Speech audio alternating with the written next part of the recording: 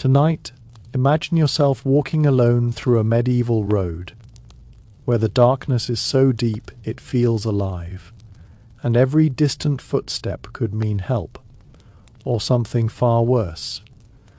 Why did people fear strangers so deeply after sunset? What hidden dangers turned a simple encounter into a life or death decision? In this quiet journey, we'll uncover the unsettling truth behind trust, survival, and the shadows of the past. So dim the lights, relax, and let the story slowly unfold. And before you settle in, take a moment to like the video and subscribe, but only if you truly enjoy the stories shared here. And do comment from where you're watching this video. In the stillness of a medieval night, when darkness swallowed the last traces of sunlight and the world retreated into shadow, the line between safety and danger became dangerously thin, and trusting a stranger could mean the difference between survival and disappearance. Unlike the modern world, where streetlights, communication systems, and organized law enforcement create a fragile but real sense of security, medieval societies were built upon uncertainty, isolation, and vulnerability, especially after dusk. Roads were often nothing more than dirt paths cutting through dense forests or barren fields, unlit and unguarded, where a single wrong encounter could go unseen and unpunished. Travellers moved cautiously during the day, but at night only the desperate, the lost, or the dangerous ventured out. This alone created an unspoken rule. Anyone you met after dark was not there by accident, and their intentions were rarely innocent. Bandits and highwaymen thrived in such conditions, using the cover of night to ambush merchants, pilgrims, or lone wanderers, stripping them not only of their possessions, but often their lives. There were no immediate authorities to call upon, no nearby help, and even if one managed to escape, the chances of identifying or tracking the attacker were almost non-existent. Trust, therefore, was not a virtue, but a liability. Beyond common thieves, there were mercenaries, deserters, and fugitives who roamed the countryside, blending into the shadows, often posing as harmless travellers to lower the guard of their victims. A friendly greeting, a request for directions, or an offer to share warmth by a fire could quickly turn into betrayal. Moreover, medieval societies were deeply superstitious, and the night was believed to belong not just to criminals but to darker forces. Witches, spirits, and unknown entities whispered about in folklore. While some of these fears were exaggerated, they reinforced a cultural instinct to avoid unfamiliar encounters after sunset. Villages would lock their gates, households would bar their doors, and anyone knocking late at night was treated with suspicion rather than hospitality. Even within towns, where walls provided a semblance of protection, the streets became dangerous once the curfew bells rang. Guards were limited, corruption was not uncommon, and criminals often operated with impunity in poorly monitored areas.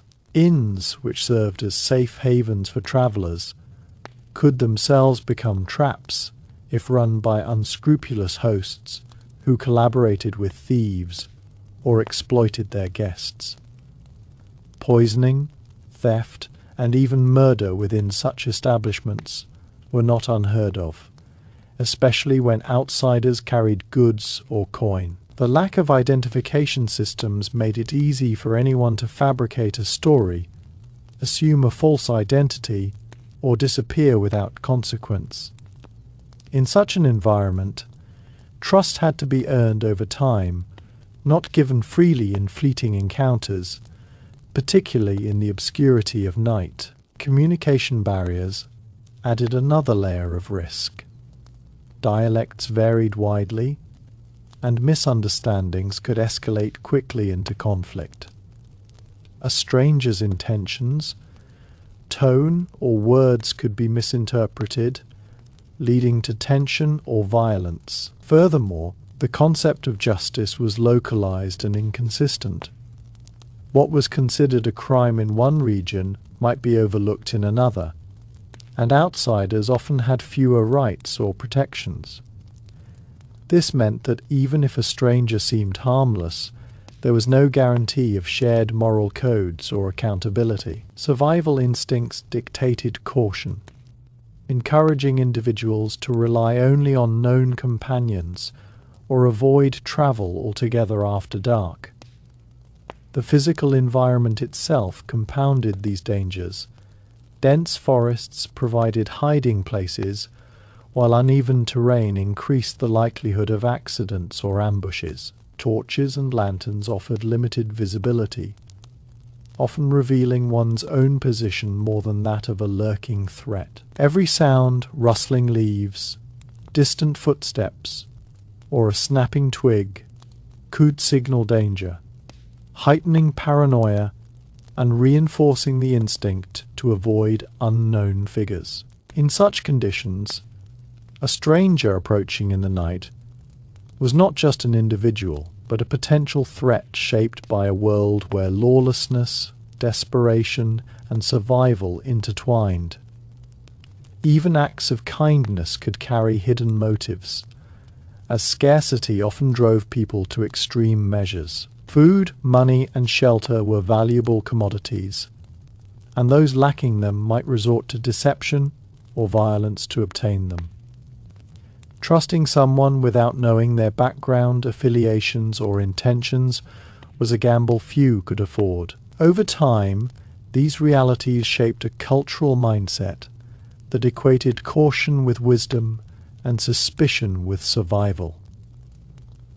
Stories passed down through generations warned of travelers who trusted too easily and paid the ultimate price, reinforcing a collective understanding that night was not a time for openness, but for vigilance. In essence, the medieval night was a realm where uncertainty ruled, and strangers embodied that uncertainty in its most immediate form, trust. In such a setting, was not a sign of kindness, but a dangerous risk, one that could strip away not only possessions, but life itself, leaving behind nothing but silence in the darkness where no one would hear or remember what truly happened. As the last embers of daylight faded behind the horizon in medieval times, the transformation of the world was not merely visual but psychological, turning familiar paths into corridors of uncertainty and reshaping ordinary people into potential threats. For night, concealed identity, intention and consequence in equal measure. In an age where even daylight offered no guarantees of safety, darkness amplified every existing danger and introduced new ones, making the act of trusting a stranger not just naive, but potentially fatal. The medieval landscape lacked the infrastructure that modern societies take for granted.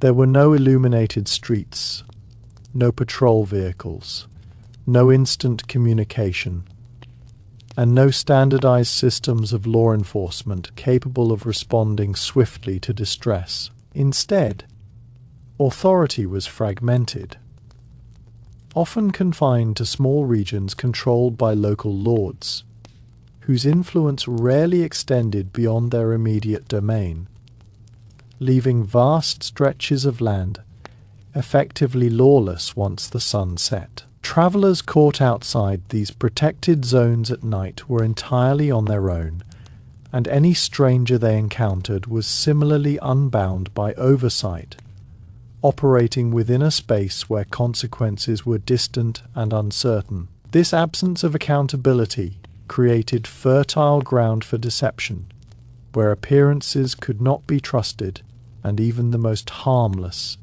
seeming individual might conceal desperation or malicious intent beneath a veneer of civility. A man asking for directions might be scouting his next victim. A weary traveller seeking shelter might be part of a larger group waiting in ambush. And a seemingly kind companion offering to share a fire could be calculating the moment to strike when vigilance waned. The darkness itself became an accomplice to such acts, erasing details, muffling sounds, and ensuring that witnesses were rare or non-existent. Beyond human threats, the medieval mindset was deeply shaped by uncertainty and fear of the unknown, further discouraging trust in strangers at night. Without scientific understanding of many natural phenomena, unexplained events were often attributed to supernatural forces, and the night was widely believed to be the domain of spirits, demons, and other malevolent entities. While modern readers may interpret these beliefs as superstition, they played a crucial role in reinforcing caution, as the inability to distinguish between natural and unnatural dangers blurred the boundaries of trust even further. A stranger encountered in darkness was not just a person but a symbol of the unknown, and in a world where the unknown frequently meant danger, instinct dictated avoidance rather than engagement. Villages and towns reflected this collective caution through strict practices. Gates were shut at dusk, entry was limited or denied to latecomers, and those who arrived after hours were often left outside the walls, regardless of their pleas, because the risk of admitting a threat outweighed the moral impulse to help. Even within households, doors were barred and windows secured, and a knock in the night was more likely to be met with silence than with welcome, as trust required familiarity, and familiarity could not be established in the fleeting, uncertain encounter of darkness. Economic hardship also played a significant role in shaping these attitudes, as scarcity was a constant reality for many people in medieval society. Resources such as food, money, and shelter were not guaranteed, and survival often depended on securing these necessities by any means available. In such an environment, desperation could drive individuals to commit acts they might otherwise avoid, blurring moral boundaries and making it difficult to predict behavior based solely on appearance or demeanor. A stranger encountered at night might not inherently be a criminal, but hunger, fear, or necessity could push them toward harmful actions, especially when the likelihood of being caught was minimal. This unpredictability made trust a dangerous gamble, as even those with no initial ill intent could become threats under the right circumstances. Furthermore, the lack of reliable identification systems meant that individuals could easily fabricate identities, invent stories, or conceal their past, making it impossible to verify who someone truly was or what they were capable of. Reputation, which served as a form of social currency within communities, had little value in interactions with strangers, particularly those encountered far from their place of origin. The physical environment of medieval Europe and other regions added yet another layer of risk. And as the medieval night deepened into its most silent and oppressive hours, another layer of danger revealed itself, not just in the presence of strangers, but in the complete absence of structure that governed human behavior after dusk, where morality itself could become flexible under the cloak of anonymity. In daylight, people were bound, at least loosely, by social visibility. Actions were seen, judged, and remembered. But at night, especially beyond the reach of village centres or guarded towns, identity dissolved into shadow, and with it, the fear of consequence weakened. A stranger in the night was not simply unknown. They were untraceable, unaccountable, and in many ways invisible to the systems that might otherwise restrain them.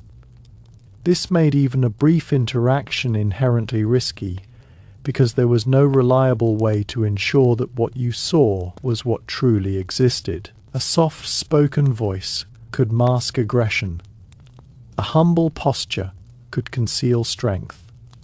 And a plea for help could be nothing more than a calculated tactic designed to lower defenses. Deception thrived in darkness, not only because it was easier to execute, but because it was harder to detect, turning every encounter into a psychological gamble where the stakes were extraordinarily high. Compounding this danger was the fact that medieval travel itself was often a matter of necessity rather than choice, forcing individuals into situations where they had to weigh immediate needs against potential risks. Pilgrims journeying to sacred sites, merchants transporting goods, messengers carrying important information, and even fugitives escaping justice all shared the same roads, often indistinguishable from one another in the dark. This blending of intentions created an environment where trust could not be based on appearance or stated purpose alone, as each role could be imitated or fabricated with ease. A person claiming to be a pilgrim might be using that identity as a shield, knowing that it invoked sympathy and reduced suspicion, while in reality they might be scouting opportunities for theft or worse. Similarly, groups of travelers could present themselves as companions for safety, only to turn against one another when the opportunity arose, especially if valuable goods or resources were involved. The lack of formal systems to verify such claims meant that every interaction required a level of judgment that was difficult to exercise accurately under conditions of fatigue, fear, and limited visibility. The role of alcohol and exhaustion cannot be overlooked either, as both were common factors influencing behavior during medieval nights. Taverns and inns, while providing essential rest stops, were also places where judgment could be impaired, and conflicts could escalate quickly. A stranger encountered after leaving such an establishment might not be in full control of their actions, increasing the unpredictability of the situation. Intoxication could turn minor misunderstandings into violent altercations, and exhaustion could dull one's instincts, making it easier to overlook warning signs or react too slowly to emerging threats. In such states, even individuals who might otherwise act with caution could make decisions they would later regret, if they survived to reflect on them at all. This further reinforced the idea that night was not merely a continuation of day, but a fundamentally altered state of existence, where the usual rules of interaction no longer applied, and where trust became exponentially more dangerous. Another critical aspect was the absence of medical knowledge and emergency care, which made even non-lethal encounters potentially fatal. A simple injury sustained during a confrontation, whether from a weapon, a fall, or an attempt to escape, could lead to infection, blood loss, or long-term disability with little chance of effective treatment. This meant that the consequences of trusting the wrong person extended far beyond the immediate moment, potentially resulting in prolonged suffering or death days or weeks later. The risk was not just in being attacked, but in the inability to recover from the aftermath, making prevention the only reliable form of protection. Avoiding strangers at night was therefore not just about evading immediate danger, but about preserving one's overall chances of survival in a world where recovery was uncertain and often unlikely. Even the concept of time contributed to the unease surrounding nighttime encounters, as the lack of precise timekeeping made it difficult to gauge how long one had been travelling or how far one remained from safety. This disorientation could lead individuals to make desperate decisions, such as trusting a stranger who claimed to know a shortcut or offering guidance to a nearby settlement. In reality, such claims could lead victims deeper into isolation, away from any potential help, and into situations where escape became increasingly difficult. The psychological pressure of being lost or uncertain could override cautious instincts, making people more susceptible to manipulation and false promises. A stranger who appeared confident and knowledgeable could exploit this vulnerability, presenting themselves as a solution while actually being the source of greater danger. Furthermore, the hierarchical and often rigid social systems of the medieval world meant that not all lives were valued equally, and this disparity influenced how strangers were perceived and treated. Individuals of lower status, peasants, labourers, or those without clear affiliations, were more likely to be viewed with suspicion and less likely to receive assistance, while those of higher status might attract attention precisely because of their perceived wealth or importance. This imbalance created additional layers of risk, as interactions between strangers could be influenced by assumptions about status, leading to either misplaced trust or targeted exploitation. A well-dressed traveller might be seen as an opportunity for gain, while a poorly dressed one might be dismissed as a potential threat, regardless of their true intentions. In both cases, the inability to accurately assess the situation increased the likelihood of harmful outcomes.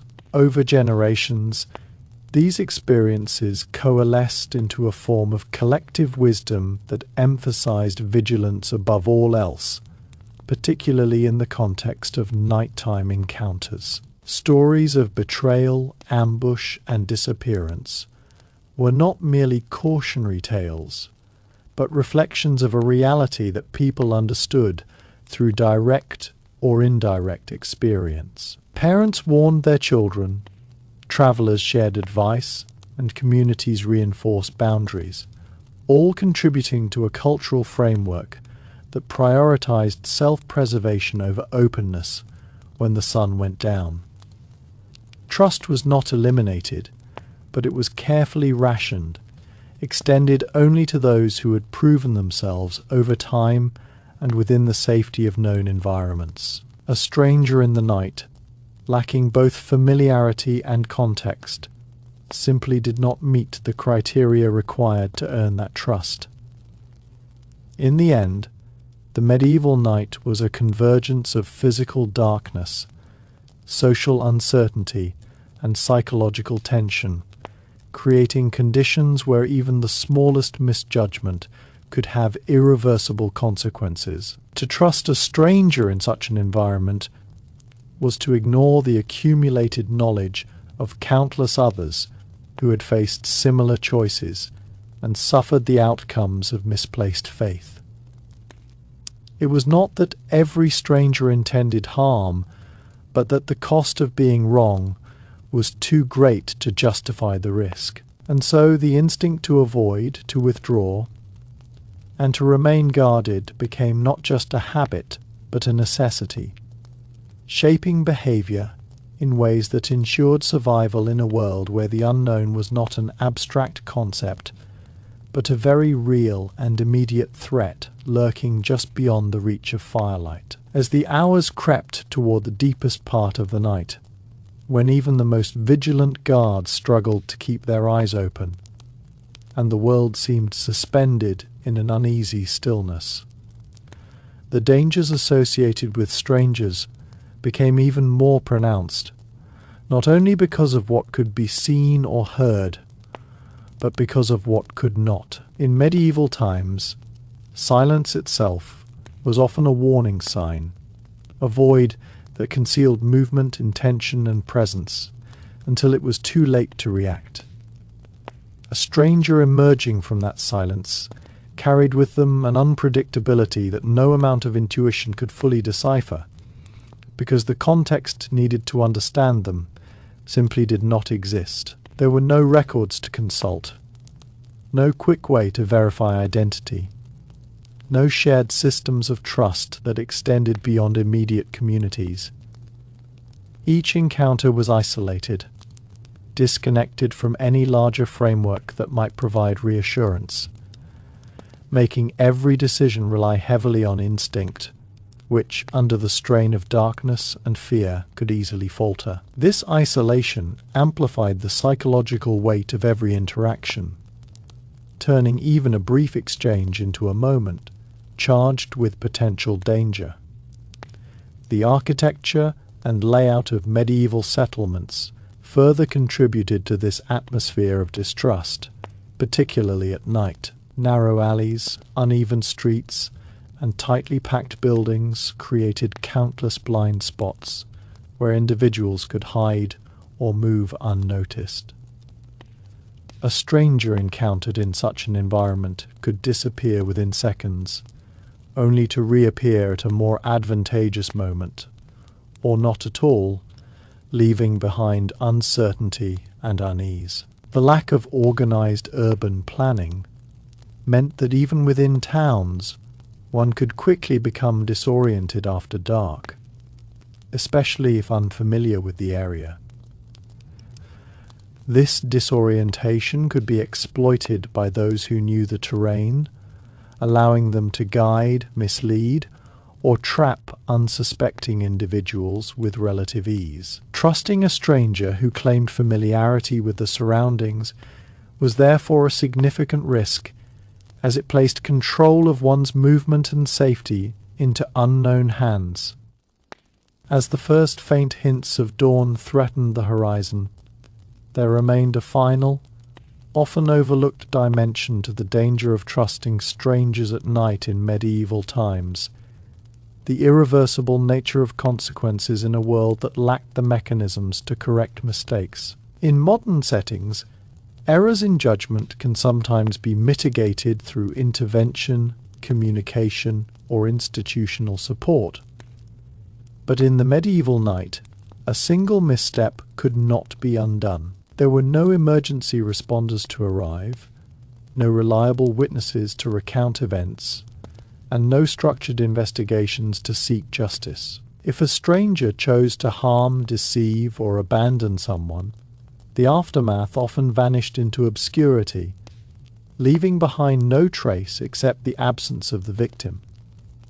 This permanence made every decision heavier, every interaction more significant, and every act of trust a potential point of no return. The weight of this reality shaped behavior in ways that emphasized prevention over reaction, because once something went wrong, there was rarely an opportunity to set it right. The concept of memory and oral tradition further amplified the fear surrounding such encounters, as communities relied heavily on shared stories to pass down knowledge and warnings. These stories were not merely exaggerated tales meant to frighten, but reflections of real experiences filtered through generations, each retelling reinforcing the underlying message that the night was unforgiving, and that strangers within it were unpredictable at best and dangerous at worst. Accounts of travellers who vanished without explanation, of merchants who never reached their destinations, or of individuals who were last seen speaking to someone unknown, became part of a collective narrative that shaped how people perceived risk. Even if the details were not always accurate, the pattern they conveyed was clear enough to influence behavior. Trust given too easily in the wrong moment could lead to outcomes that no one could later explain or rectify. Another crucial factor was the absence of shared accountability across regions, which meant that a stranger encountered at night might not only be unknown, but also completely detached from any system of responsibility that could hold them accountable for their actions. Medieval territories were often fragmented into small jurisdictions, each with its own rules, authorities, and limitations. A person could commit a harmful act in one area and simply move to another, effectively escaping any consequences, especially if the incident occurred in isolation with no witnesses. This mobility allowed individuals with harmful intent to operate with a degree of freedom that made them particularly dangerous, as they could exploit the gaps between jurisdictions and the lack of coordinated enforcement. Trusting such a person, even briefly, meant engaging with someone who might have no ties to the community, no fear of reprisal, and no intention of maintaining any form of moral or legal obligation. The role of instinct in these situations was both vital and unreliable, creating a paradox that further complicated decisions about trust. On one hand, people relied heavily on their intuition to assess danger, especially in the absence of concrete information. On the other hand, the conditions of the night, darkness, fatigue, fear, could distort perception and lead to false conclusions. A person might feel reassured by a stranger's calm demeanor or familiar manner of speaking, interpreting these as signs of safety, when in reality they were carefully crafted signals designed to evoke exactly that response. Conversely, someone with genuine intentions might appear suspicious simply because of the circumstances, leading to missed opportunities for safe interaction. This inconsistency made instinct a necessary but imperfect tool, one that could not be fully trusted even as it was depended upon, reinforcing the idea that avoiding risk altogether was often the more reliable strategy. There was also a broader existential aspect to the medieval night, where the boundary between order and chaos seemed to dissolve, and where human control over the environment was at its weakest. During the day, activity, visibility, and social interaction created a sense of structure. But at night, that structure receded, leaving individuals exposed to forces beyond their immediate control.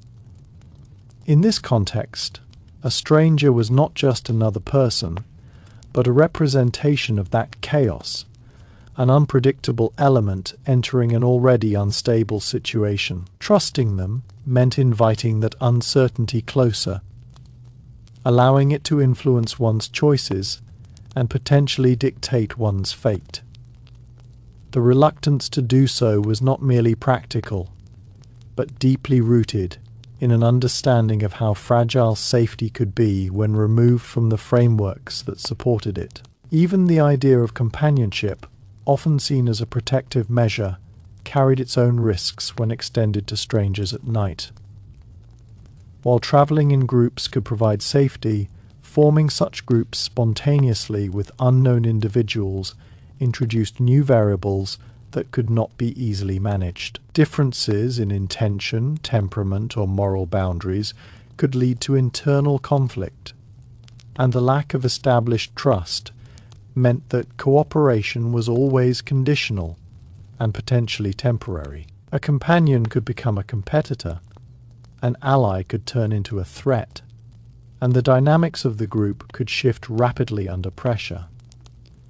This instability made even shared journeys uncertain, as the benefits of numbers were counterbalanced by the risks of divided loyalty and unclear intentions. The cumulative effect of all these factors was a worldview in which caution was not just advised, but essential, particularly in the liminal space of the night where normal rules seemed suspended.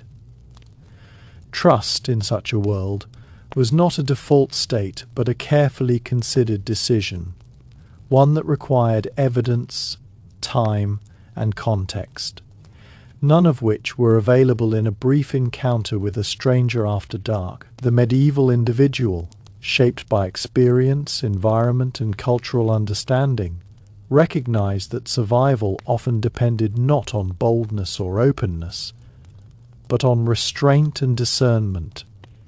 To trust a stranger in the night was to step outside the boundaries of that understanding, to take a risk that history and experience had repeatedly shown to be dangerous. And so, as the sun finally rose and the world returned to light, bringing with it visibility, activity, and a renewed sense of order, it also reaffirmed the lessons of the night. The dangers did not disappear entirely, but they became more manageable, more visible, and more accountable. In contrast, the night remained a realm where uncertainty ruled, and where strangers embodied that uncertainty in its most immediate and personal form. The wisdom of the time did not demand fear of all people, but it did insist on recognizing the conditions under which trust could safely exist. And the medieval night, with its shadows, silence, and absence of structure, was rarely one of them. Even beyond all these layers of danger, there existed a quieter, more subtle truth about the medieval night that made trusting strangers especially perilous. The way it distorted not only the world around a person, but the person themselves. Darkness did not merely hide threats. It altered perception, slowed reasoning, and magnified emotion, creating a version of reality that was less stable and far more deceptive than the one experienced under daylight. In such conditions, individuals were not always thinking or reacting as they normally would, and this applied just as much to the stranger as it did to the one considering whether to trust them. A person who might behave predictably during the day could become erratic, fearful, or even aggressive at night, influenced by the same pressures of isolation, vulnerability, and uncertainty. This meant that even if a stranger appeared harmless at first, there was no guarantee that their behavior would remain consistent as circumstances evolved, making any initial judgment inherently unreliable. The medieval night also carried with it a profound sense of finality, where every choice felt heavier, because there was no immediate reassurance of safety or recovery. This atmosphere shaped interactions in ways that made them more intense and more consequential, even if they were brief. A simple decision to speak, to follow, or to accept help from a stranger could set into motion a chain of events that unfolded beyond one's control. And once that chain began, there were few opportunities to interrupt or redirect it. Unlike in structured environments where multiple options and escape routes might exist, the night often presented limited choices, each with its own risks, and trusting a stranger frequently meant committing to a path that could not easily be abandoned. This sense of commitment, combined with uncertainty, created a psychological pressure that made it difficult to reassess situations objectively. Once a decision had been made, there was also the influence of power imbalance, which became more pronounced in the darkness. Strength, knowledge of the terrain, or even simple preparedness could shift control from one person to another in an instant. A stranger who was more familiar with the area, better equipped, or physically stronger, held an advantage that might not be immediately apparent, but could quickly become decisive. Trusting such a person meant entering into an interaction where the balance of power was unclear and potentially unequal, increasing the risk of exploitation. In daylight, These imbalances might be mitigated by visibility, the presence of others, or the ability to seek help. But at night, those safeguards were largely absent, allowing disparities to play out without interference. The passage of time itself behaved differently in the medieval night.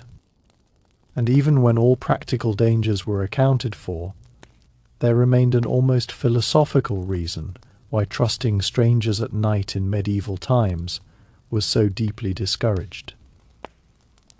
The recognition that the night stripped away the illusions people relied on to feel secure. In daylight, identity was reinforced by context. Clothing could be seen clearly, faces recognized, surroundings understood, and social roles more easily interpreted. But at night, these markers dissolved into ambiguity. A nobleman and a thief could appear indistinguishable. In the dim glow of a torch, and without the clarity of light, assumptions became fragile and often misleading. This collapse of visible identity meant that trust could no longer be anchored in familiar cues, forcing individuals to confront the unsettling truth that they did not truly know who stood before them. In such a state, every stranger became a question without an answer, and acting on that uncertainty carried inherent risk. The medieval world also lacked the concept of controlled environments that modern people often depend on, where behavior is regulated by systems, surveillance, and shared expectations. At night, especially outside fortified areas, there was no such framework to guide or constrain interaction. The absence of structure meant that encounters were governed entirely by the individuals involved, with no external force to intervene if something went wrong. This placed immense responsibility on personal judgment, which, as already strained by fatigue and darkness, was not always reliable. Trusting a stranger in this context was not simply a social decision, but a surrender of control, a willingness to rely on another person's intentions in a space where nothing compelled them to act honorably. There was also the lingering presence of unpredictability in how situations could evolve over time. A conversation that began peacefully could shift as circumstances changed. If resources became scarce, if tension arose, or if new opportunities for gain presented themselves. The fluidity of these interactions meant that even if a stranger initially appeared trustworthy, there was no guarantee that this would remain true as the situation developed. Trust once given could not easily be withdrawn without escalating conflict, and attempting to do so might provoke the very danger one sought to avoid. This created a dilemma where the safest option was often to avoid the interaction entirely, rather than risk becoming entangled in a dynamic that could turn hostile without warning. The psychological impact of prolonged exposure to darkness also played a subtle but significant role, as it heightened sensitivity to potential threats, while simultaneously impairing the ability to evaluate them accurately. Shadows could seem like movement, distant sounds could be misinterpreted, and the mind seeking patterns might create connections that did not exist. In this heightened state, a stranger's presence could trigger a cascade of assumptions, each influencing the next, making it difficult to separate intuition from imagination. Trusting someone under these conditions meant relying on perceptions that were inherently unstable, increasing the likelihood of misjudgment. In addition, there was an understanding, whether explicitly stated or not, that the night encouraged a different kind of behavior, one that was less constrained by the expectations of society and more influenced by immediate needs and impulses. The same person who adhered to social norms during the day might act differently when removed from the visibility and accountability that daylight provided. This shift was not necessarily a reflection of inherent malice, but of circumstance, where the absence of oversight allowed for actions that might otherwise be suppressed. Trusting a stranger at night therefore meant engaging with a version of that person that might not align with how they would behave under normal conditions, adding another layer of unpredictability to the interaction. The concept of boundaries also became more fluid in the darkness, as physical and social distances were harder to maintain and interpret. A stranger could approach more closely before being noticed, speak without being clearly seen, or remain just beyond the edge of visibility, creating a sense of unease that was difficult to resolve. This ambiguity made it challenging to establish clear limits or to respond appropriately to potential threats, as the usual cues that guided such decisions were obscured.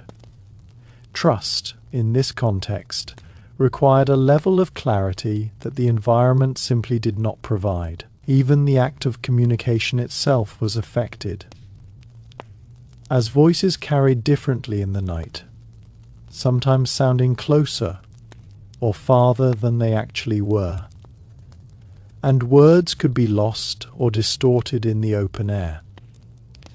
Misunderstandings were more likely, and the inability to read facial expressions or body language reduced the effectiveness of verbal exchange. A stranger's tone might be misinterpreted, their intentions misunderstood, and responses could escalate tensions rather than resolve them. In such a fragile communicative space, trust was difficult to establish and even harder to maintain, as each interaction was built on a foundation of incomplete and potentially misleading information. Ultimately, the medieval knight was not just a backdrop for danger, but an active participant in it, shaping how people perceived, interacted, and decided. It removed the layers of certainty that made trust possible and replaced them with ambiguity, isolation, and risk. A stranger encountered in this environment was not simply another person, but a convergence of unknowns, each carrying its own potential consequences. The caution that defined medieval attitudes towards such encounters was not born out of fear alone, but out of an understanding deep, experiential, and repeatedly reinforced, that in a world where so much could not be controlled or predicted, the safest course was often to limit exposure to what could not be known, and so trusting strangers at night was not just discouraged. It was seen as a departure from the hard-earned wisdom that allowed people to navigate a world where the difference between safety and danger could be as thin and fleeting as the light of a single flame. And beyond all these visible and psychological dangers, there was a deeper, almost instinctive awareness in medieval life that the night revealed truths people preferred not to confront during the day. The fragile nature of human safety, the thin boundary between order and chaos, and the unsettling realization that trust itself depended heavily on conditions rather than character. In daylight, trust could be supported by observation, by the presence of others, by shared routines and expectations. But at night, those supports vanished, leaving trust exposed in its most vulnerable form. A stranger encountered in such a setting was not simply judged by who they appeared to be, but by the overwhelming uncertainty that surrounded them. And in that uncertainty, even the smallest doubt carried significant weight. The medieval individual understood, often without needing to articulate it, that trust was not an absolute virtue but a contextual decision, one that could become dangerous when removed from the structures that made it viable. There was also the subtle influence of anticipation and imagination, which played a powerful role in shaping how people perceive strangers at night. The human mind, when faced with limited information, tends to fill gaps with possibilities, often leaning toward caution when the stakes are high. In the darkness of medieval nights, where visibility was restricted and knowledge incomplete, this tendency was amplified, creating a mental landscape where every unknown carried potential risk. A stranger's silence could be interpreted as concealment, their movement as intention, their presence as purpose, even when none of these assumptions could be confirmed. This did not mean that all strangers were dangerous, but that the inability to rule out danger made trust a less rational choice. Acting on incomplete understanding in such an environment was not seen as bravery, but as unnecessary exposure to risk. The rhythm of medieval life itself reinforced this cautious approach, as daily routines were structured around the natural cycle of light and dark. Work, travel, and social interaction were concentrated during daylight hours, while night was reserved for rest and withdrawal. This separation was not arbitrary but practical, reflecting an understanding of when the environment was most manageable and when it was not. A stranger encountered at night was, by definition, outside this rhythm, existing in a time when most others had retreated to safety. This alone raised questions about their purpose and intentions, as their presence contradicted the established pattern of behavior. Why were they there? What necessity or motive had brought them into the darkness? These questions, often unanswerable in the moment, contributed to the instinctive reluctance to engage. There was also the element of irreversibility tied to reputation and consequence, not just for the individual but for entire communities. If someone chose to trust a stranger, and that decision led to harm, the impact could extend beyond the immediate victim, affecting families, trade, and local stability. In tightly knit medieval societies, where relationships and resources were interconnected, a single act of misplaced trust could ripple outward, creating distrust, fear, and even conflict within the community. This broader perspective reinforced the idea that caution was not just a personal responsibility, but a collective one, where individual decisions contributed to the overall safety or vulnerability of the group.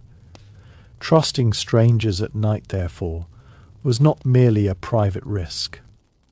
And even after considering every physical, social, and psychological danger, there remained one final, almost haunting truth about why trusting strangers at night in medieval times was so deeply discouraged. The understanding that the night removed not just visibility and structure, but certainty itself, leaving people to operate in a world where cause and effect were harder to trace, and where outcomes could feel sudden, unexplained, and absolute. In such a reality, events did not always unfold in ways that could be clearly understood or later reconstructed, and this lack of clarity made every interaction with a stranger carry a weight far beyond the moment. If something went wrong, there might be no clear narrative of how or why it happened, no witnesses to confirm details, and no opportunity to learn from the experience in a way that could prevent it from happening again. This ambiguity turned each decision into a kind of irreversible step into the unknown, where the consequences once set in motion could not be easily interpreted or undone. The medieval individual lived with an acute awareness of this uncertainty, recognizing that the world, especially at night, did not always behave in predictable or fair ways. This awareness fostered a mindset that prioritized minimizing exposure to unpredictable elements, and strangers were among the most immediate and tangible representations of that unpredictability. A stranger's intentions could not be measured, their past could not be known, and their future actions could not be anticipated with any degree of confidence. Trusting them required a leap across a gap that could not be bridged by evidence, only by hope, and hope in the context of survival was not considered a reliable strategy. It was something people reserved for faith, for fortune, or for circumstances beyond their control, not for decisions that directly affected their safety. There was also the quiet recognition that danger did not always announce itself dramatically, but could unfold in small, almost imperceptible ways that only became clear when it was too late to respond. A conversation might seem harmless, a direction might appear helpful, a shared moment might feel reassuring. Yet each of these could carry subtle shifts that gradually altered the situation. By the time the full implications became visible, the individual might already be in a position where options were limited and outcomes constrained. This slow unfolding of risk made it particularly difficult to guard against, as it did not rely on obvious threats, but on the gradual erosion of control and awareness. Trust, once extended, could facilitate this process, opening the door to influences that were not immediately recognized as harmful. The medieval knight also emphasized the importance of self-reliance, not as an ideal but as a necessity.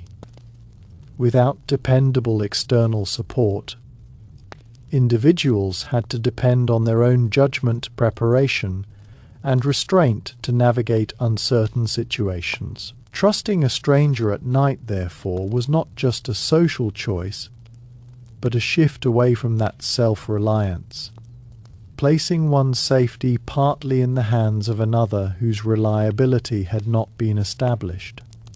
This shift carried inherent risk, as it introduced a dependency that might not be reciprocated or honored. In a world where mutual obligation was often tied to familiarity, community, or shared identity, a stranger had no inherent reason to uphold that obligation, making any reliance on them uncertain at best.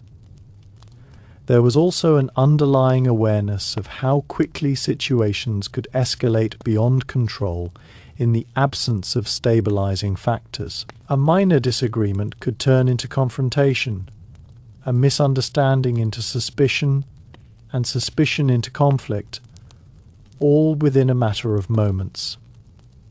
At night, where communication was impaired and context limited, these escalations could occur more rapidly and with fewer opportunities for resolution. Trusting a stranger meant entering into a dynamic where such escalation was possible, and where the ability to de-escalate was constrained by the very conditions that made the interaction risky in the first place. The medieval perspective on time and consequence further reinforced this caution, as people understood that the effects of a single decision could extend far beyond the immediate moment, shaping not only their own fate, but the lives of those connected to them. A person who failed to return, who lost valuable goods, or who became incapacitated due to an encounter gone wrong, did not suffer in isolation. Their absence or loss impacted families, livelihoods, and communities. This broader awareness added another layer of responsibility to decisions about trust, making it clear that the stakes were not limited to personal safety, but extended to a wider network of relationships and dependencies. In this sense, the reluctance to trust strangers at night was not rooted in a simplistic fear of others, but in a complex understanding of how vulnerability, uncertainty, and consequence intersected in the conditions of the time. It was an acknowledgement that while trust could be a powerful and positive force under the right circumstances, those circumstances were largely absent in the medieval night, where too many variables remained unknown, and too many outcomes remained beyond control. The wisdom that emerged from this understanding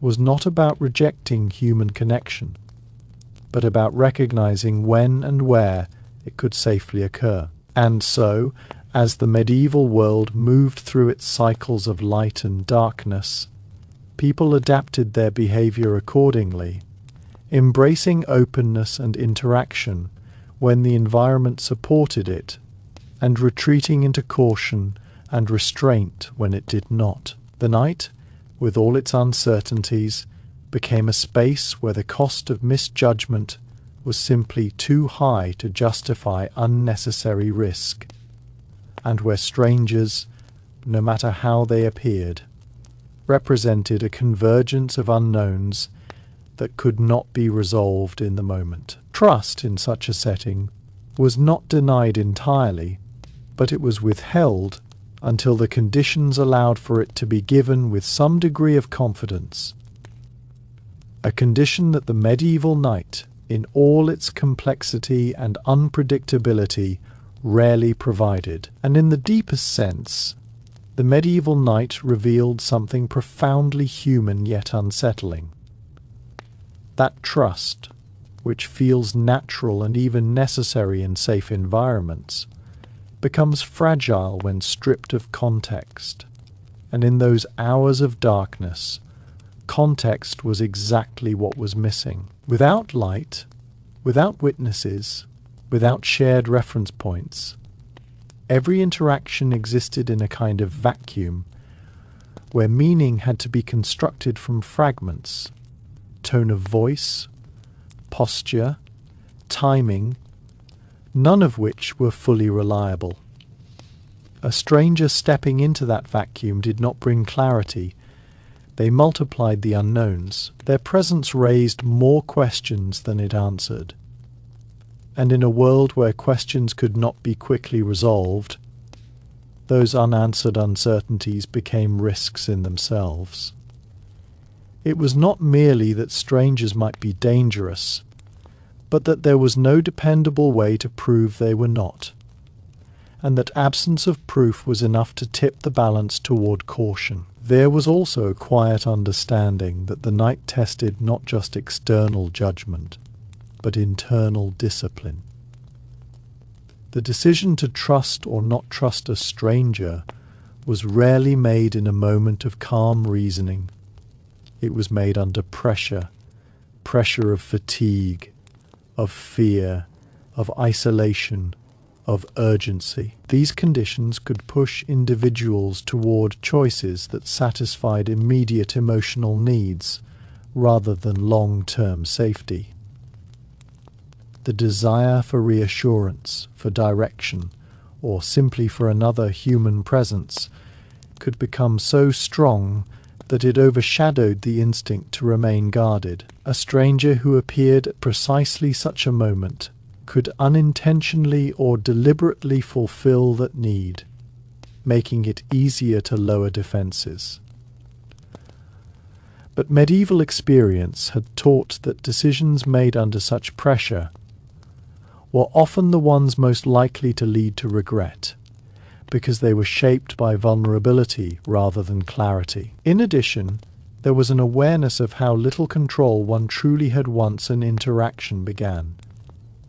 Even a simple conversation could create a connection that was difficult to disengage from without causing tension or drawing attention. Refusing a request, attempting to leave, or showing hesitation could be interpreted in ways that escalated the situation, especially if the stranger perceived it as distrust or insult. This meant that the safest strategy was often to avoid initiating or prolonging interaction altogether, because once engaged, the range of safe responses narrowed significantly.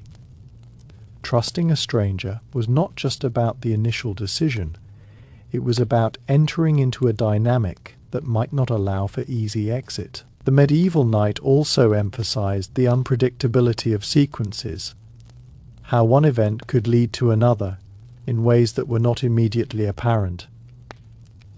A decision to follow a stranger might lead to unfamiliar terrain, which could lead to disorientation, which could lead to dependence, creating a chain where each step increased vulnerability. These sequences were not always obvious at the outset, and that was precisely what made them dangerous.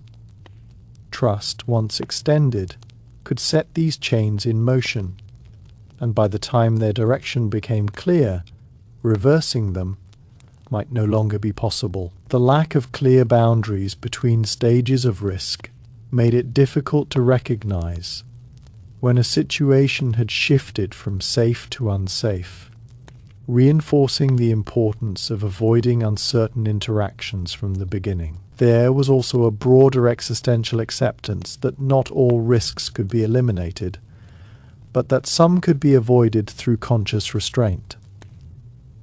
Medieval life was filled with unavoidable dangers, disease, famine, conflict, but encounters with strangers at night.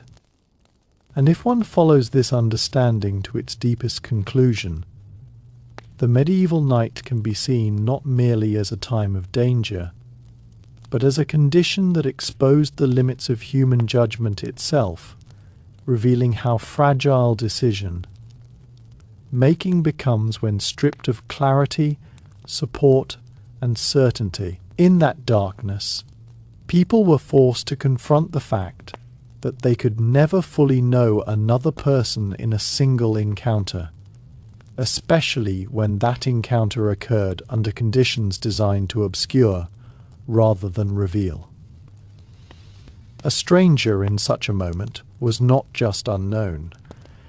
They were unknowable in any meaningful sense, because the tools required to understand them properly simply were not available. Trust, therefore, was not just risky. It was built on incomplete foundations that could not support the weight of consequence that medieval life demanded.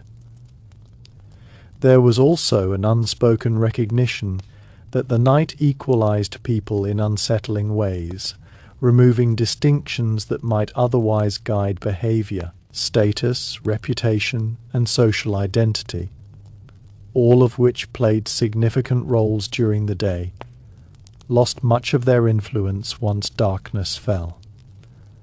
A person who commanded respect in daylight could become vulnerable at night, just as someone of lower standing could gain advantage through anonymity and opportunity. This leveling effect made it difficult to rely on social cues or hierarchies when assessing strangers, as those structures were temporarily suspended.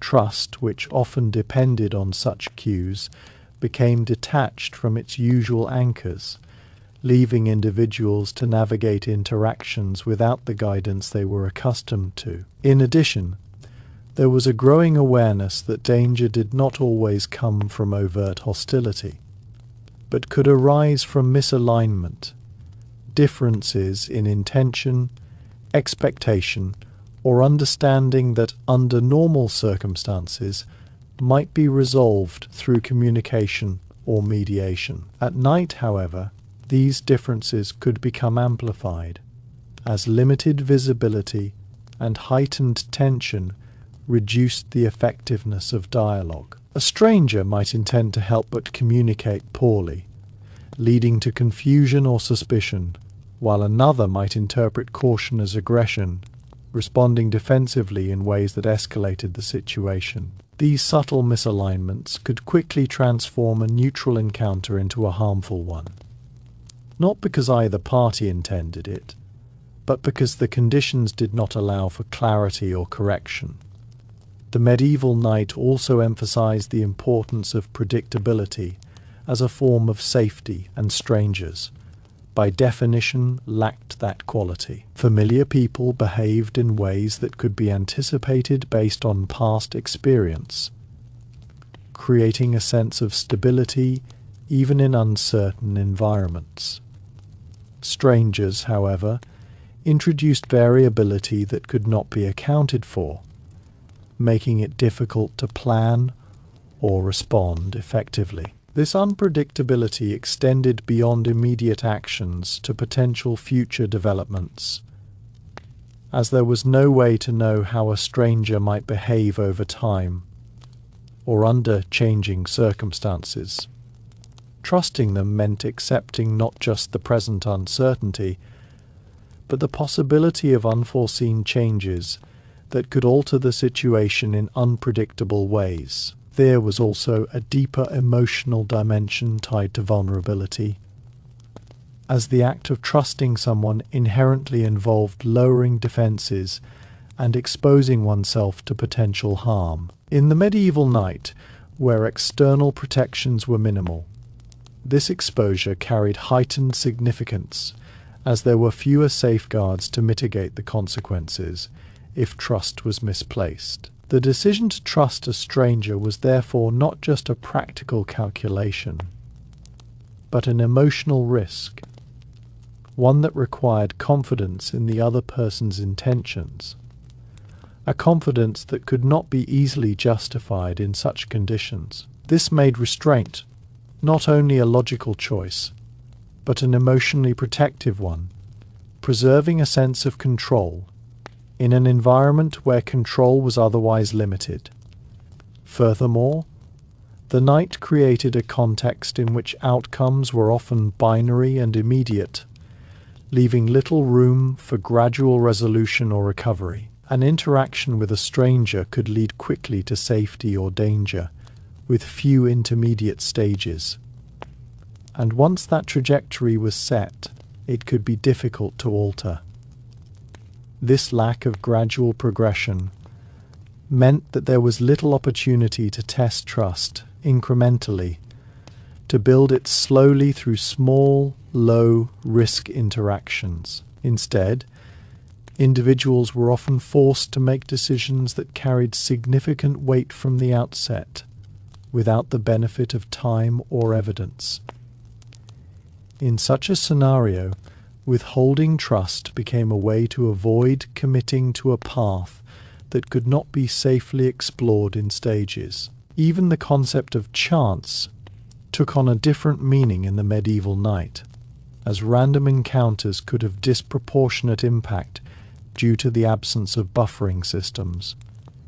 Meeting a stranger at the wrong place and time could alter the course of one's journey or life in ways that were not easily predicted or controlled. This heightened sensitivity to chance reinforced the idea that minimizing exposure to unknown variables was a key strategy for maintaining safety. And strangers, as embodiments of those variables, were best avoided when conditions were least favorable. In the end, the medieval perspective on trusting strangers at night was shaped by an intricate interplay of environment, psychology, and lived experience, all pointing toward a single consistent conclusion that trust required conditions that the night rarely provided. It was not that people believed all strangers were harmful, but that they understood the limits of their ability to discern who was and who was not, especially when deprived of the tools needed to make that distinction. This understanding led to a form of cautious wisdom, where the safest course was not to assume the worst of others, but to recognize the boundaries within which trust could operate safely. And so, as darkness settled each evening over the medieval world, it brought with it not only physical obscurity, but a shift in how people related to one another, narrowing the space in which trust could exist and expanding the realm of uncertainty. In that shifting balance, strangers became more than just unfamiliar faces. They became symbols of all that could not be known, predicted, or controlled in that moment. To trust them was to step into that uncertainty without protection, And in a world where survival often depended on managing the unknown rather than embracing it, such a step was rarely worth the risk. And if one lingers even longer in that world, imagining the slow passage of hours beneath a sky unbroken by artificial light, it becomes clear that the medieval night did not simply challenge trust. It reshaped the very meaning of it, turning what is often seen as a virtue into a calculated risk, governed by circumstance rather than intention. In such an environment, trust could no longer be based on optimism or goodwill alone, because the margin for error was too narrow and the consequences too severe. Instead, it required layers of confirmation, familiarity, reputation, shared context, and time, all of which were absent in a fleeting encounter with a stranger in the dark. Without these layers, trust became an act unsupported by evidence, a decision made in a void where the usual safeguards of human interaction were missing. There was also a growing awareness that the night encouraged a kind of detachment from consequence, not necessarily because people became immoral, but because the immediate environment created a sense of separation from the structures that normally reinforced accountability. Actions taken in darkness felt less connected to the broader world, less likely to be observed, remembered, or judged. This subtle shift could influence behavior in ways that were difficult to predict, as individuals might act differently when they believed their actions would remain unseen or unrecorded. A stranger encountered in such a state of detachment could not be easily assessed using the standards of daylight behavior, making trust an even more uncertain proposition. The medieval experience also revealed how quickly the balance between caution and vulnerability could shift.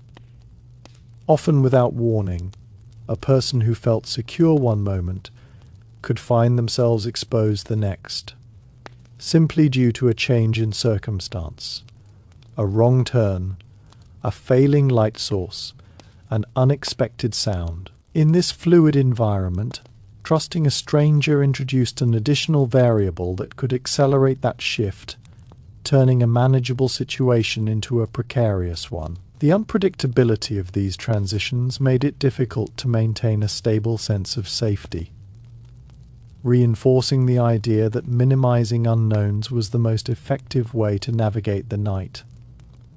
Another subtle but powerful factor was the role of silence, which in the medieval night was not empty but filled with implication. Silence could mean peace, but it could also mean concealment, anticipation, or absence of witnesses.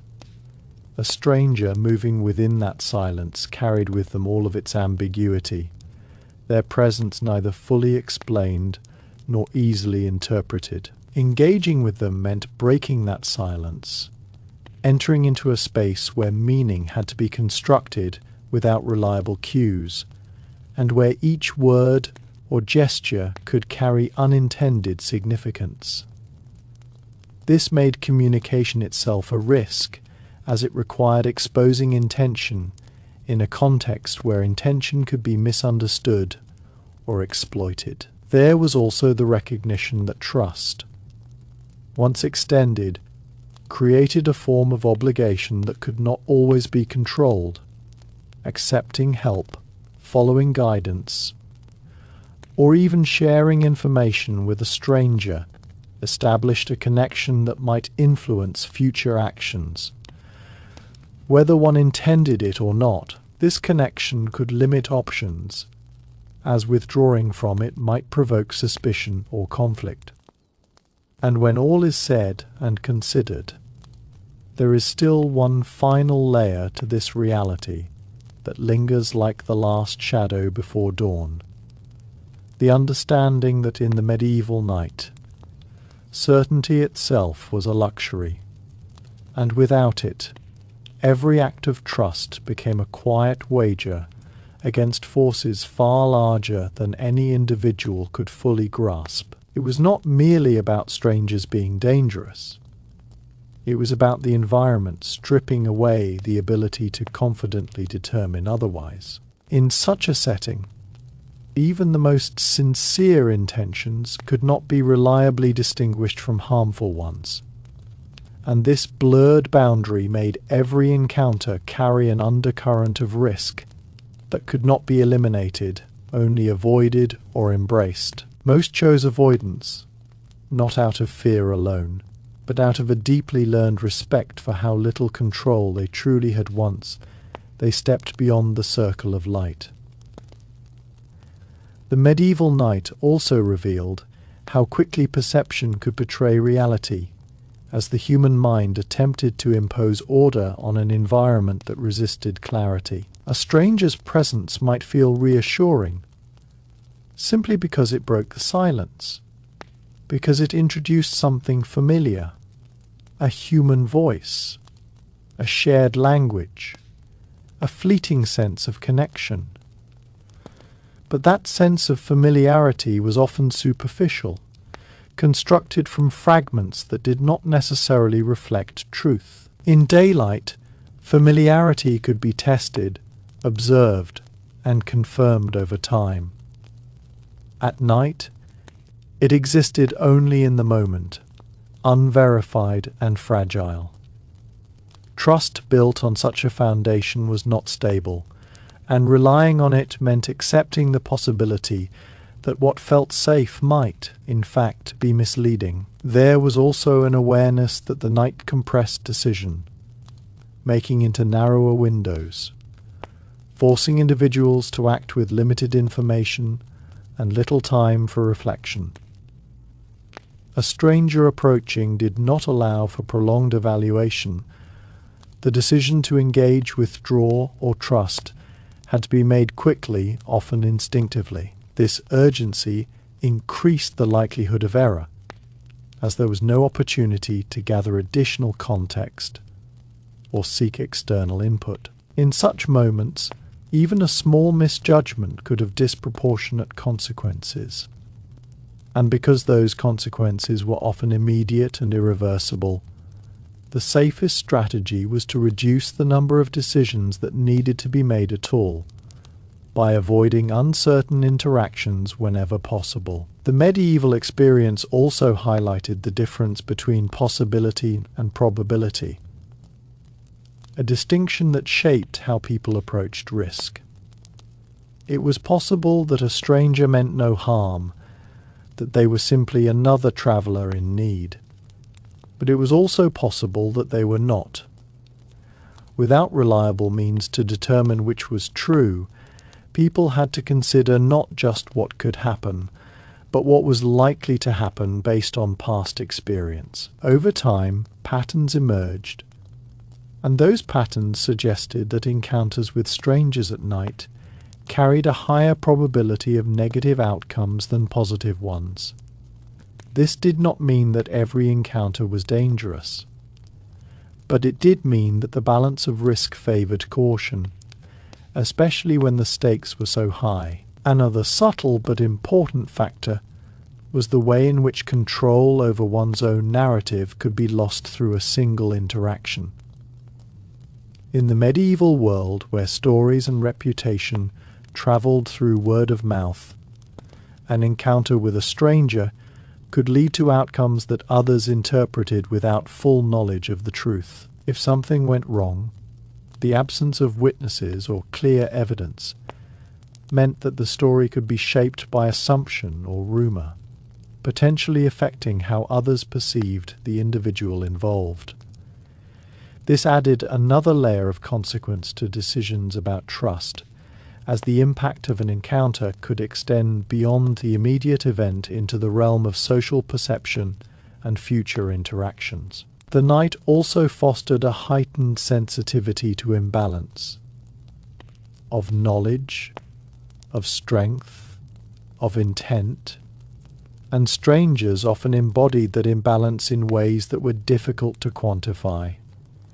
A person who knew the terrain, who was prepared for the conditions or who had a specific purpose for being out at night held an advantage over someone who did not. Trusting such a person meant stepping into that imbalance, relying on their guidance or goodwill without any guarantee that it would be used in one's favor.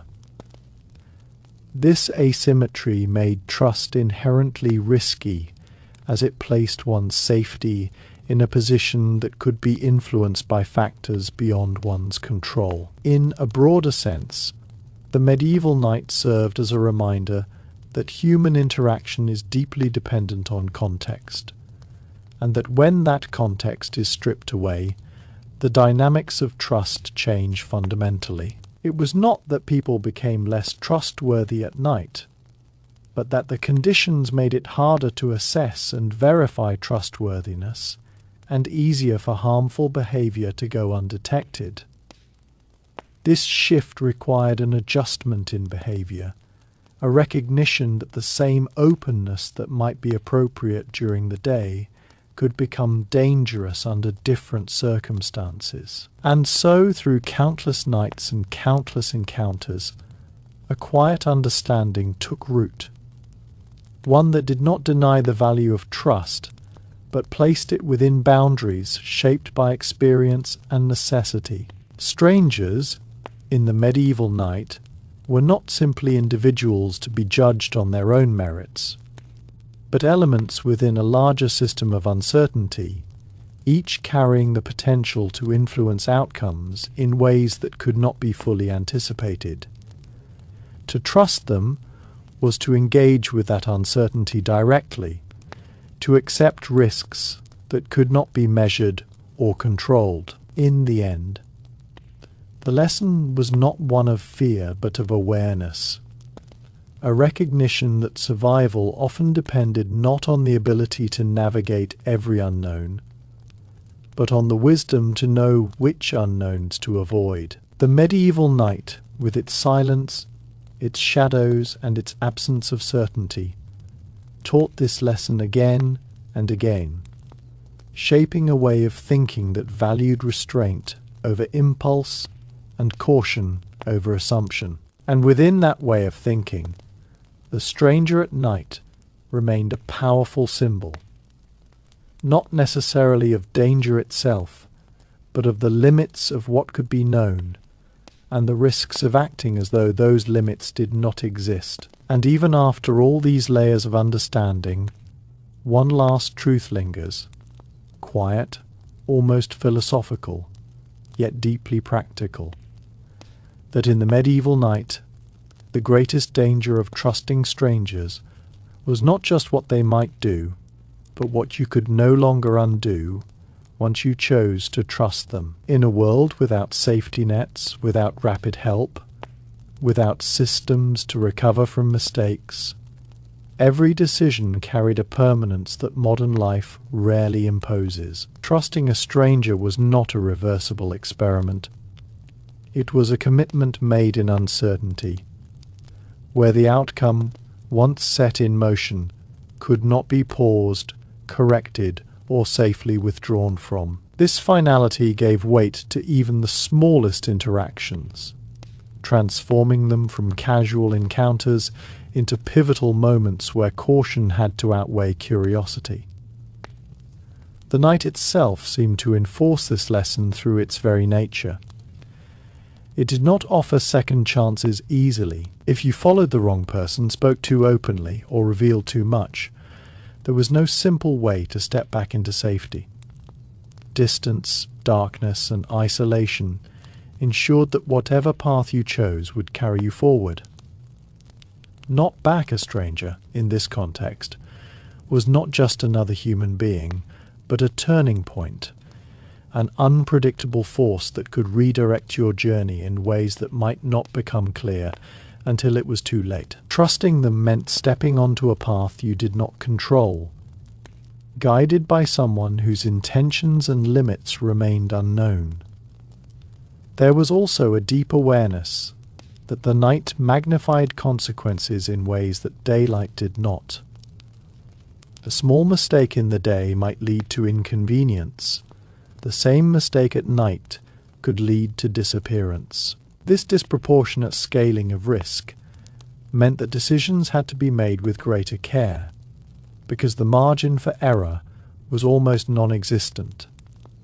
Trust, which always carries some degree of risk, became especially dangerous under these conditions, because the consequences of misplacing it were not balanced by any reliable form of recovery. There was no system to catch you if you fell, only the silence of the night and the unknown that followed.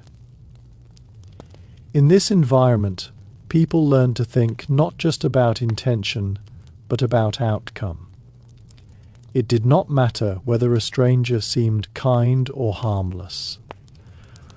What mattered was whether the situation allowed for that kindness to be safely verified and sustained. And in the medieval night, that verification was almost always impossible. Appearances could not be trusted, words could not be confirmed, and actions could not be predicted with any confidence. Trusting someone without the ability to verify them was like navigating without sight, possible, but dangerously dependent on chance. Another subtle but powerful realization was that trust, once given, created vulnerability that could not easily be concealed again.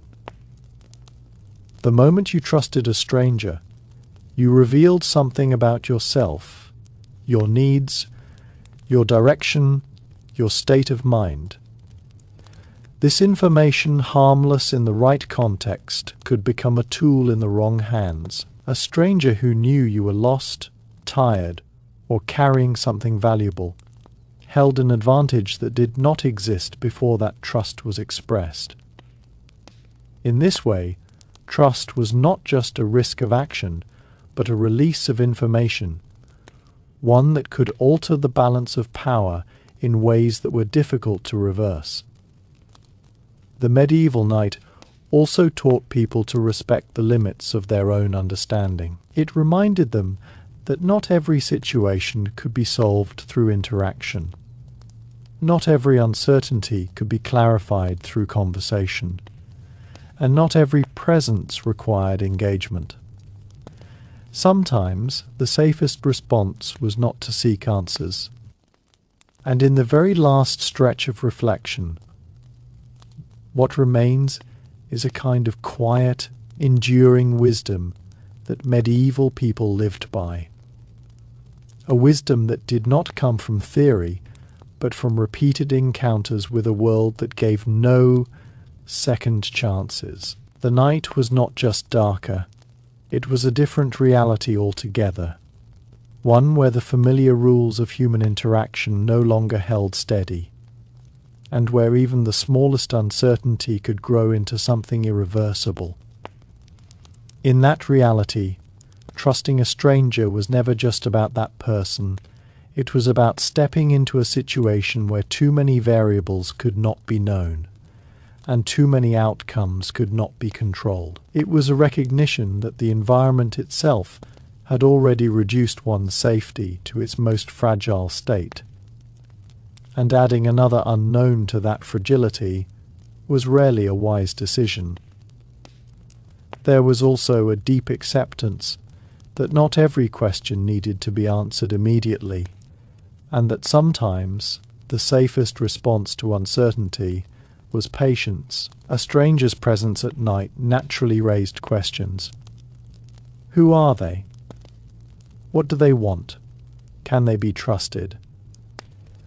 But the medieval mindset understood that seeking immediate answers in such conditions often required engagement, and engagement itself carried risk. Choosing not to engage, to let the question remain unanswered until a safer moment, was not avoidance but strategy.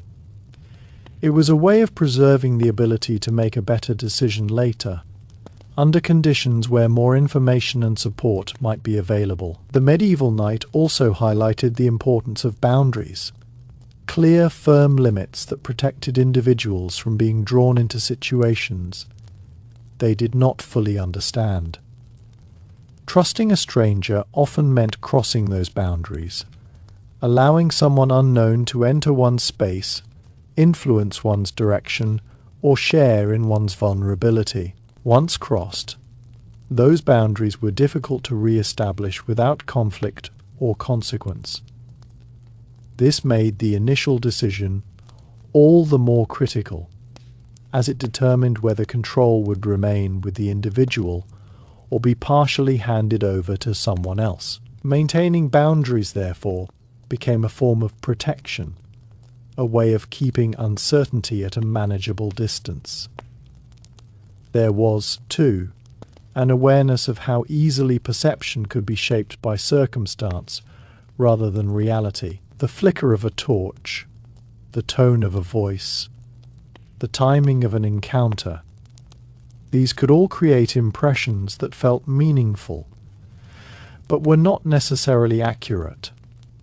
A stranger who appeared calm might simply be skilled at appearing so. One who seemed familiar might only share superficial traits. The night blurred these distinctions, making it difficult to separate genuine signals from misleading ones. Trust, which relies heavily on interpreting such signals, became less reliable as a result, reinforcing the idea that decisions should not depend solely on immediate impressions formed under uncertain conditions. Another layer of understanding came from the recognition that survival often depended on reducing complexity rather than managing it.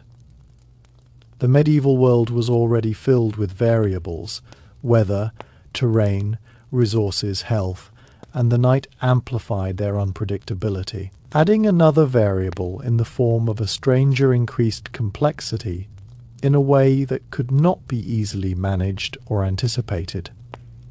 Avoiding that addition was a way of simplifying the situation, keeping the number of unknowns within a range that could be handled. This approach did not eliminate risk, but it made it more manageable.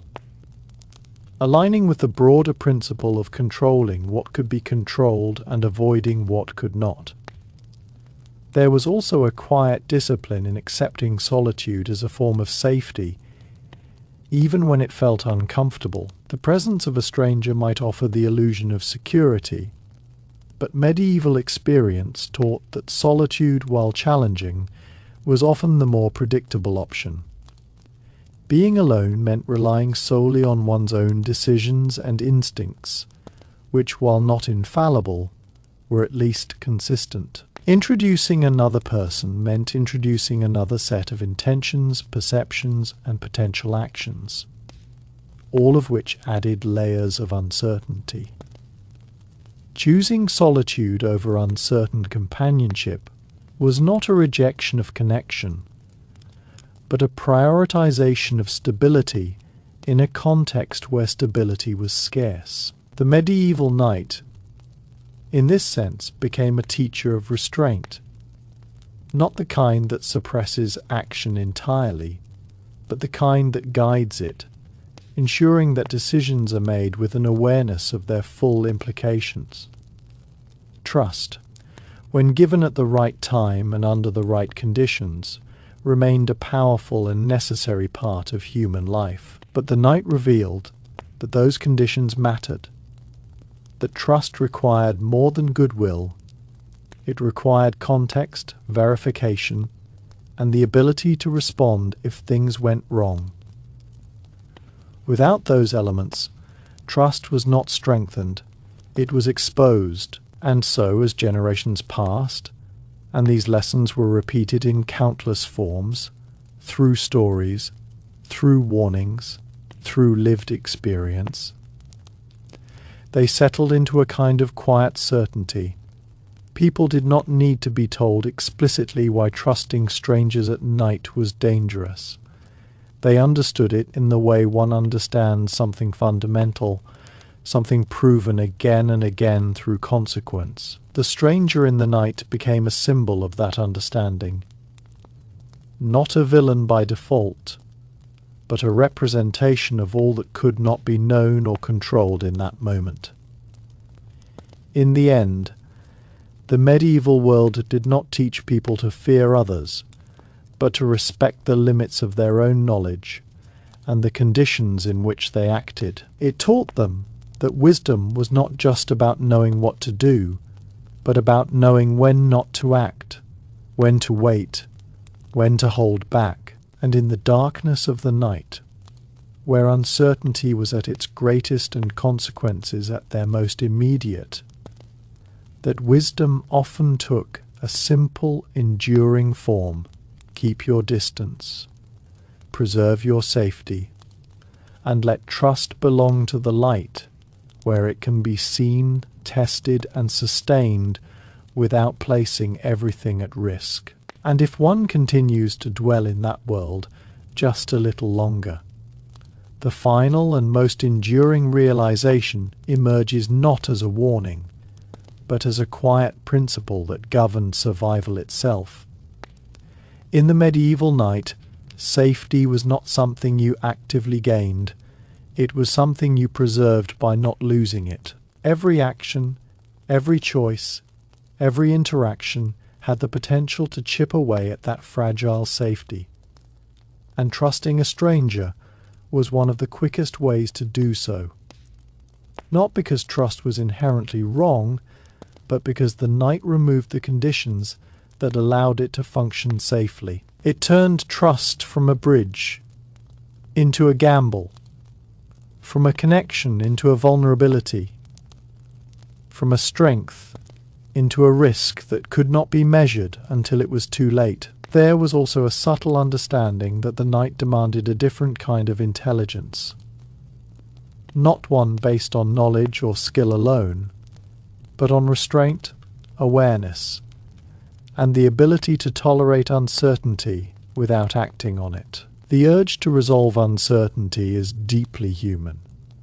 People naturally want to understand what they see, to clarify what they do not know, to engage with what appears before them. But the medieval night taught that not all uncertainty needed to be resolved immediately, and that sometimes attempting to resolve it could create greater danger than leaving it untouched.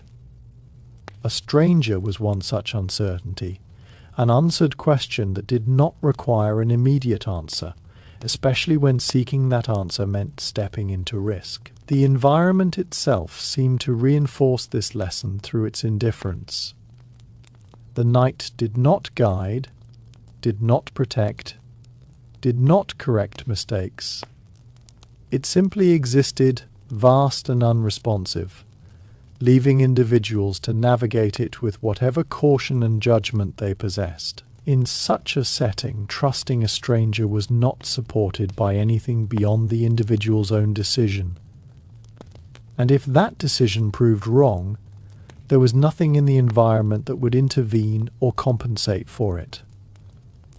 This lack of support made every choice more significant and every risk more consequential, reinforcing the idea that minimizing unnecessary exposure was the most reliable path to safety. There was also a deep awareness of how easily control could slip away once shared.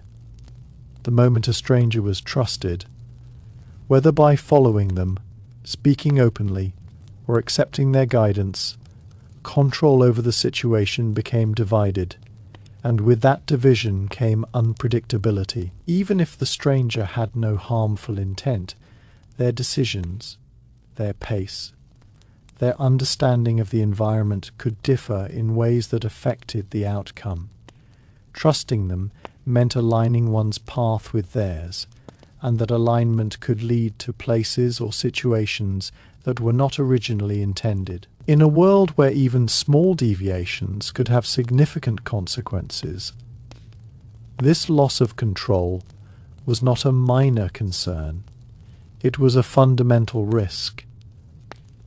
The medieval night also revealed the importance of timing in human interaction. Trust was not just about who you engaged with, but when you engaged with them, the same stranger encountered during the day.